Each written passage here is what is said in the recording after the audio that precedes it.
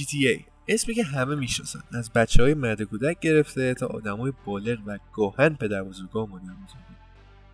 مهم نیست اون گیمر باشن یا نه، میدونن داری از کدوم بازی صحبت میکنی. با اعلام رسمی راکستار و پیام صمیمانه سم هاوزر که مؤسس راکستاره، مشخص شد که راکستار گیمز قصد داره تو اوایل دسامبر یا همون آذر ماه خودمون به مناسبت 25مین سالگرد تأسیس راکستار گیمز با انتشار یک تریلر از نسخه جدید GTA رونمایی بشه.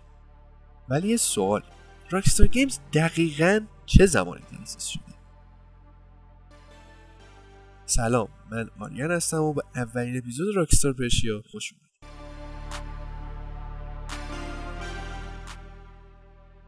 راکستار گیمز به صورت رسمی تو تاریخ 22 ژانویه 1999 یا همون 2 بهمن 1377 تأسیس شده.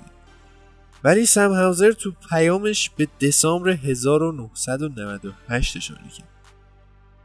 حالا چرا این دوتا تاریخ یک سال با هم تفاوت داره؟ خب سم به تاریخی که خودش رو تیک تو برای تأسیس یک برند بازی سازی با کیفیت ویژه به توافق رسیده بودن اشاره کرد. راستش رو بگم پیدا کردن تاریخ دقیق تأسیس راکستار مثل پیدا کردن سوزن تو انبار کاه بود. با جستجو تو اینترنت و پرسیدن از هوش مصنوعی به نتیجه‌های مختلفی میشد رسید، از 3 و 5 تا 6 و حتی 10 دسامبر، ولی هیچ کدوم از اینا درست نیست. ما تونستیم یه نامه قدیمی از تیک تو پیدا کنیم که برای اداره ثبت نشان تجاری آمریکا حدوداً 25 سال پیش ارسال شده بود و تونستیم از داخلش تاریخ دقیق تأسیس راکستار رو پیدا کنیم.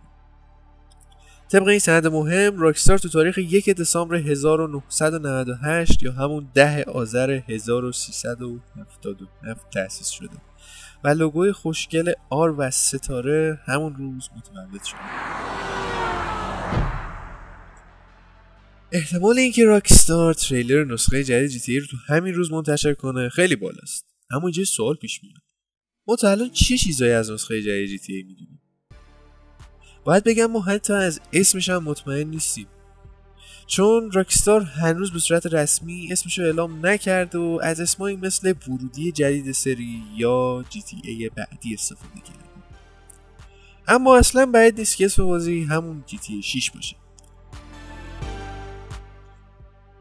به عنوان مثال تو سال 2011 وقتی طرفدارا تشنه نسخه 5 GTA بودن، راکستار تو جواب یکی از سوالات طرفدارا از GTA 5 به عنوان نسخه بعدی GTA یاد میکنه.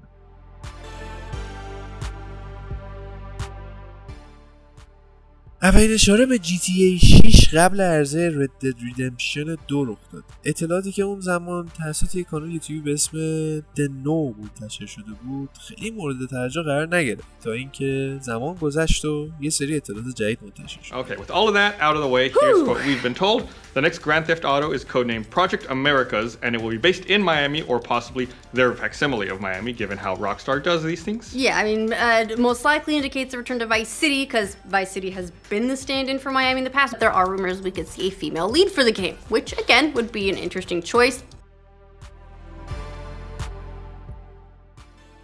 تام هندرسون، اینسایدر مطرح که با انتشار صحیح اطلاعات خیلی زیادی قبل عرضه بتلفیلد 2042 به شهرت زیادی رسید، با طراحی یک کانسپت آرت یا طراحی مفهومی به نسخه بعدی GTA اشاره کرد.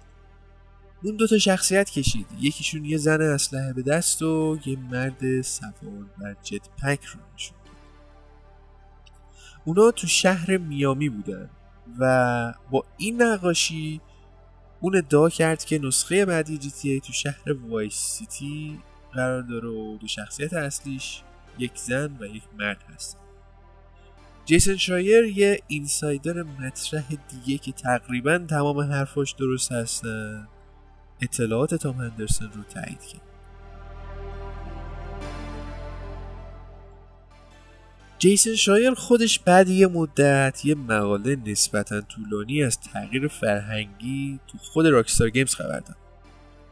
اون داخل این مقالهش گفته بود که دیگه خبری از اضافه کاری های اجباری و ساعت های کار خیلی زیاد نیست و به گفته یه سری کارمندا راکستار گیمز از یک کلوب پسرانه به یک کمپانی واقعی تبدیل شده. شایر از جی تی ای بعدی هم صحبت‌های زیادی کرده که مهمترین حرفش این بوده که تو شخصیت اصلیش یک زن و یک مرد هستن که داستانشون بسیار شبیه به داستان معروف بانی و کلاید.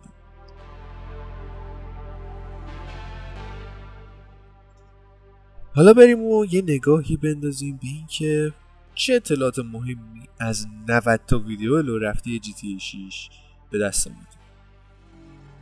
شهر اصلی بازی.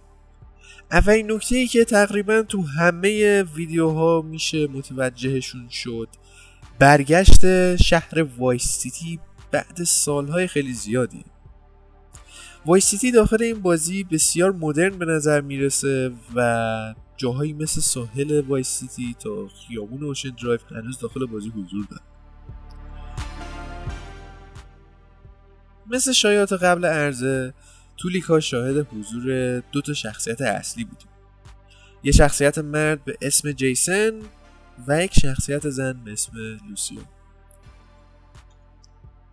جیسن یه مرد جوون سفید پوسته که ظاهرش خیلی عادیه.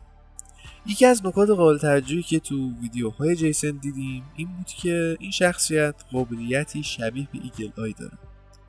برای کسایی که یادشون نمیاد باید بگم ایگل آی همون قابلیتی بود که آرتور مورگان داخل بازی رد دد ریدمپشن 2 برای دیدن بهتر اشیا و ردپای حیوانات استفاده میکنه.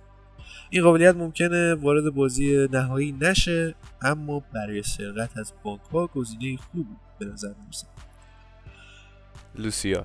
لوسیا اسم شخصیت زن بازیه که مثل شخصیت مرد یه ظاهر معمولی داره، اما برخلاف شخصیت مرد بازیمون ما اطلاعات خاصی از این شخصیت نداریم. شخصی سازی. توی یکی از ویدیو میشه جزئیات خیلی زیادی از شخصی سازی ماشین رو دید. امکاناتی مثل تغییر ارتفاع فرمون، تنظیم تلسکوپی فرمون، تغییر محل صندلی به عقب و جلو، چپ و راست، تغییر ارتفاع صندلی، تکیه‌گاه صندلی، تنظیم آینه، آفتابگیر و جی پی اس خودرو. قابلیت‌های جدید. احتمالاً سیستم سرقت خودروها دچار تغییرات اساسی شده. ظاهراً دیگه نمیشه با تنها شکستن شیشه ماشین یه ماشین خیلی خوب رو بدزدی و آسفالت خیابون رو زیر لاستیکات له کنی. ماشینای لوکس ایموبلایزر یا سیستم ضد سرقت دارن. بعد از کار انداختنشون باید دستگاه امنیتیش رو هک کرد که داخل این بازی فعلا اسمشون ایموبلایزر بایپسه. برای سرقت خودروهای قدیمی یا معمولی بدون اینکه توجه کسی مثل افراد داخل شهر یا پلیس ها جلب بشه میتونیم از میله دزدی از ماشین که بهش میگن سلیم جیم استفاده کنیم. سیستم حمله اسلحه متوجه تغییرات زیادی شده و ظاهراً دیگه مثل جی تی ای های قبلی قرار نیست ما تعداد خیلی بالای اسلحه همراه خودمون حمل کنیم. احتمالاً میشه 2 تا اسلحه کوچیک مثل کولت نگه داشت و در کنارش یک اسلحه بزرگ مثل رایفل یا RPG در کنار نارنجک، مولوتوف و سلاح‌های این شکلی حمل کنیم. برای اینکه بتونیم اسلحه‌های بیشتری حمل کنیم باید از کیف مخصوص که به دافل بگ معروف هستن استفاده بکنیم یا شاید هم باید از صندوق عقب خودروها استفاده کنیم. اگرچه که بیشتر ویدیوهای لو رفته مربوط به دپارتمان انیمیشن راکستار گیمز بودن، اما تو همین ویدیوها هم میشه متوجه شد که هوش مصنوعی جی تی ای 6 قرار خیلی پیشرفته باشه. مثلا وقتی پلیس خشابش تموم میشه فرار میکنه به یه کاور که از تیررس بازیکن دور باشه، یا مثلا وقتی پلیس داره فرار میکنه و میخواد از خیابون رد بشه چپ و راست خیابون رو نگاه میکنه که ماشینی باهاش برخورد نکنه. سیستم کاورگیری بازی دیگه کلاً به شکل پویا و داینامیکه. بازیکن یا NPC ها الان فقط اندازه مانع یا ارتفاع دیواری که بهش تکیه دادن خم میشن و دیگه مثل دو نسخه قبلی GTA یعنی نسخه 4 و 5 کاورگیری به صورت یک انیمیشن ثابت و تکراری انجام نمیشه. حتی توی ویدیو دیگه شاهد این بودیم که پلیس ها به صورت آزادانه دستشون رو بالای دیوار میارن و کورکورانه به سمت بازیکن شلیک میکنن. اطلاعاتی که از تاریخ عرضه GTA 6 داریم. استراس زلنیک مدیر شرکت تک تو اینتراکتیو که صاحب راکستار گیمز تو کنفرانس مالی اخیر شرکتش اعلام کرده بود که اونا انتظار کسب درآمد بالغ بر 8 میلیارد دلاری تو سال مالی 2025 دارن. سال مالی 2025 تک تو از 1 آپریل 2024 شروع میشه و تو 31 مارس 2025 به پایان میرسه.